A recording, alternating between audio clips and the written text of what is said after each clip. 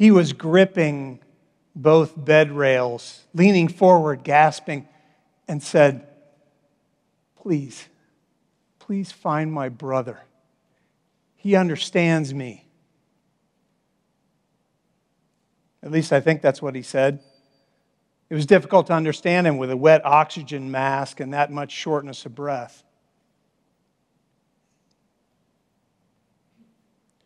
In a career of crazy times, it was a crazy time to be in the emergency department.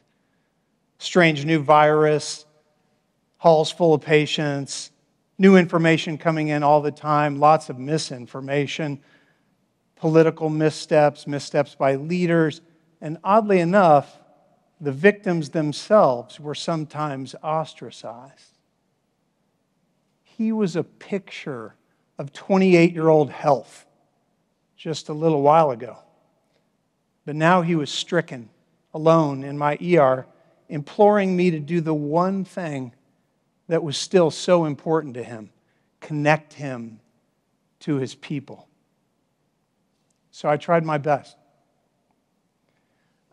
I've had the privilege of being an emergency physician for 33 years.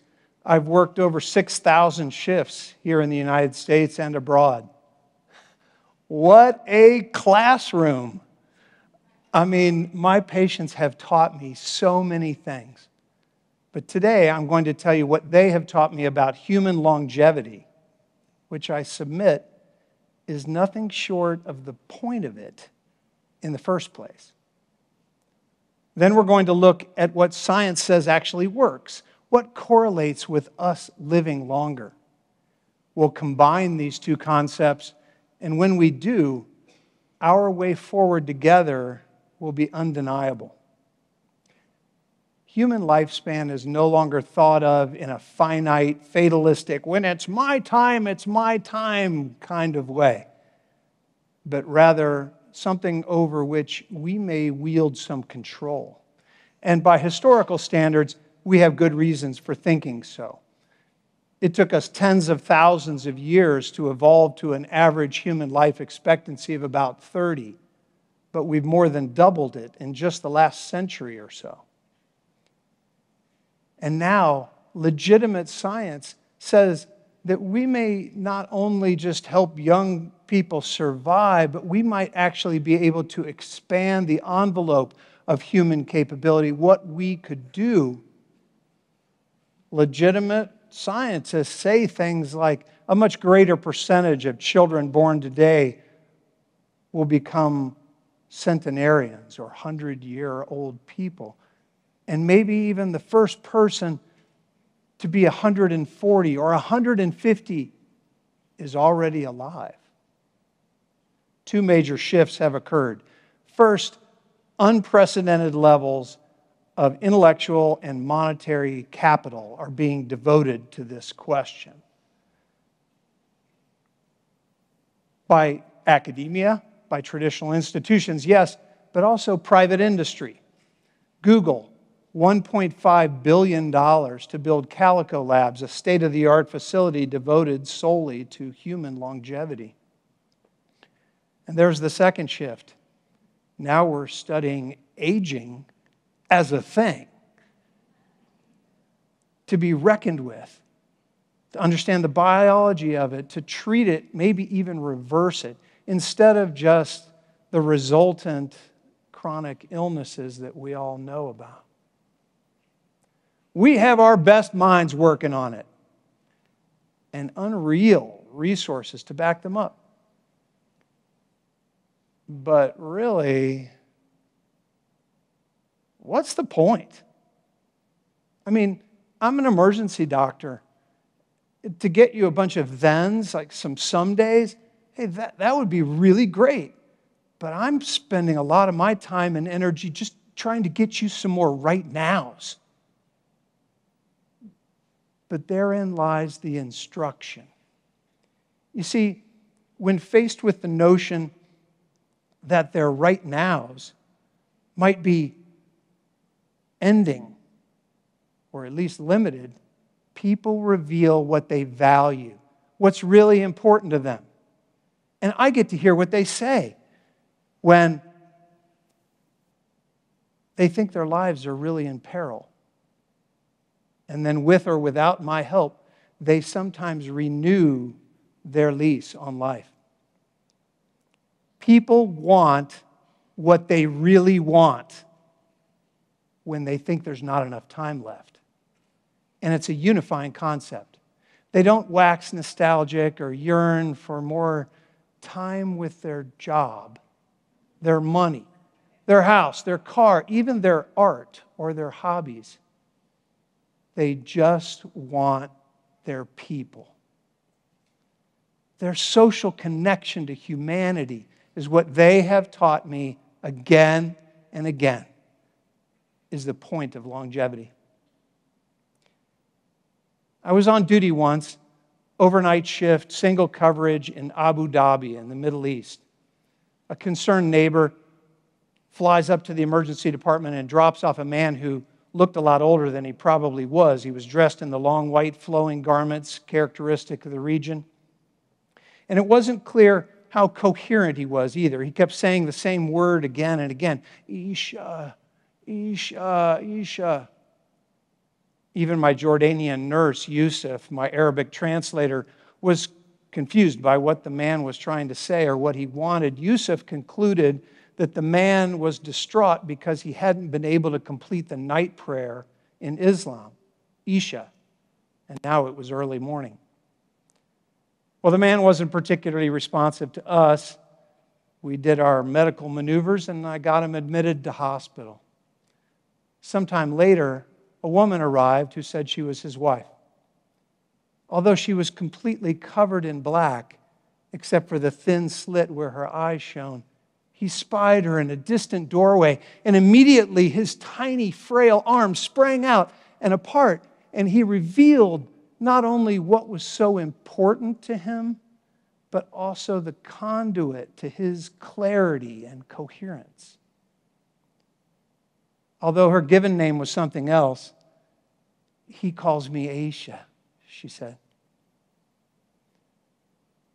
Remember our first patient? Young, previously healthy, now dying in a pandemic? Maybe you assume that patient had COVID-19. But I saw that patient over 30 years ago in the crowded hallway of an ER not that far from here. He had a strange new virus called HIV. The lessons remain the same. As an aside, yes, I have practiced and somehow survived through a whole bunch of demics, 2 big pandemics, a lot of epidemics, and a whole lot of academics. But people's need to connect to their people to make life worth extending has never varied. Well, let's look now at what works. What does science say actually correlates with us living longer? Well, first of all, it's the genetic lottery, right? You either win or you don't. Scientists suggest that maybe only 20 to 25% is contributed to by our genes. The rest, the lion's share, is controllable lifestyle factors or emerging therapies for aging. You know, longevity is not the easiest thing to study. It takes too long. A lot of claims are made, often by people who probably won't be around long enough to be proven wrong. We have to depend on animal models, on studies of existing superagers, the Blue Zone studies, the 90-plus study, and then attempt to reverse engineer them, or prospective or forward-looking human studies that follow a similar pattern and come down to a single statistic, all-cause mortality. Take a big group of people, describe a whole bunch of factors about them, follow them for years and years, see who lives and dies. Draw conclusions to help the rest of us. Well, what are these factors? Especially the powerful ones. I bet we can guess. It's your diet. No, your sleep. It's not being obese or malnourished. It's not smoking or not excessively drinking. It's getting vaccinated regularly or getting a flu shot every year. It's breathing clean air. It's not dying from an overdose. Wait, what? Many times the number one cause of death for Americans under age 50. Well, not so much of a spoiler alert. All these things have been shown to correlate with an increased human lifespan. We must be missing something more powerful. Exercise. It's got to be that. I'm a big fan. Movement is life, right? My great cousin Dodie, she lived to be 108, mobile on her farm to the triple digits. But, this is a good reminder, too, that no single factor will always save you, even very powerful ones like exercise. We've had nice gymnasiums for a really long time. Unfortunately, this gymnasium was on the Titanic. Go with me here. For centuries, people will try anything, even suspect or noxious stuff, if they think it will make them live longer. Do you think that if he had actually found a fountain of youth, that Ponce de Leon would have cared how it tasted, dipping his chalice into some Floridian swamp?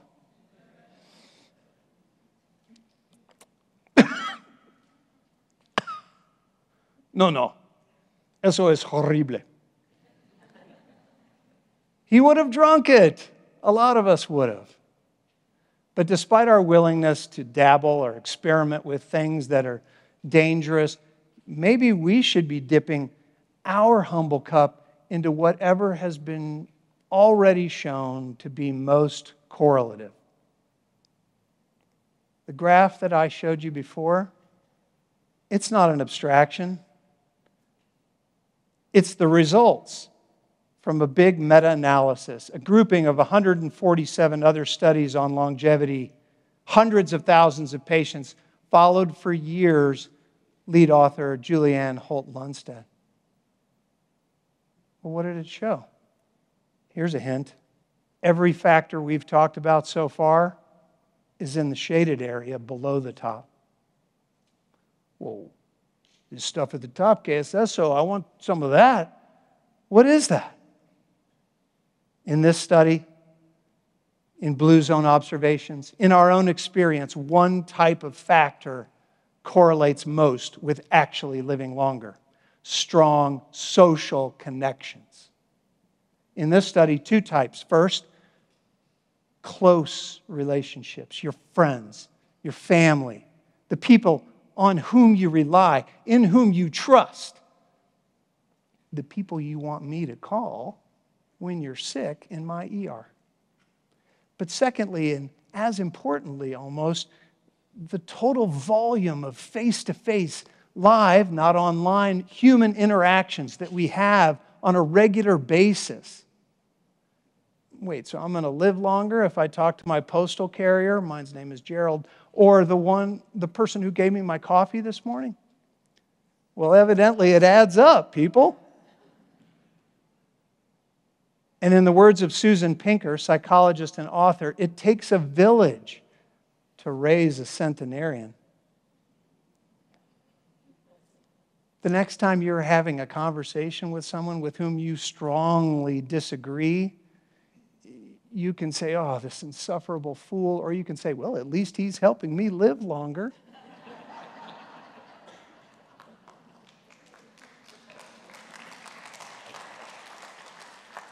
Decreased rates of heart disease, mental illness, dementia. I could dazzle you with data, but instead, let me just tell you about the number of people I have seen saved in the emergency department because they had some people from the gunshot gang member dumped out of a barely slowing car onto my ambulance bay in the middle of the night to the woman with a doting spouse of 62 years who knows all of her medicines and always trims her toes.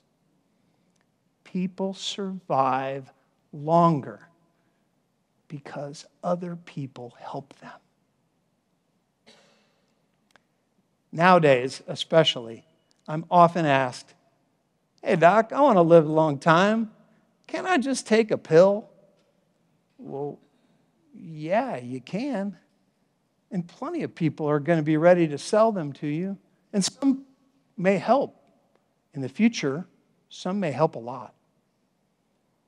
But ultimately, the magic pill for longevity may be the person sitting next to you or the people about whom you're thinking right now. Take this question. Now that you know its impact on your longevity, are you devoting the same attention, vigor, fastidiousness, concern to your human relationships that you are to your diet, your workouts, your cholesterol, or exactly which supplements to take?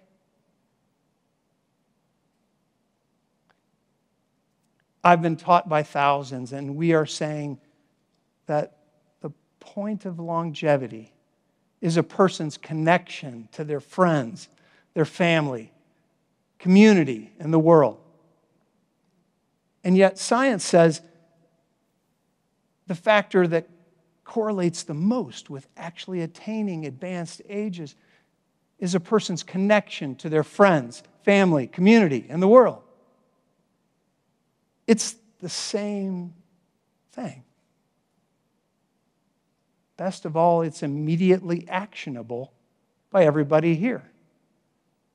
Listening, learning, mentoring, motivating, empathizing, engaging with each of us in our infinite forms.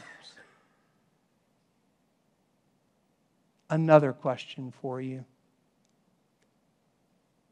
Why do you want to live a long time? Why would you want that for your children? Why am I so interested in longevity? I'm 60 years old, but my youngest child is 8. Yes, I am dumbfounded at how motivating this can be. But we can't miss the present in hopes of some future. Doctor's orders.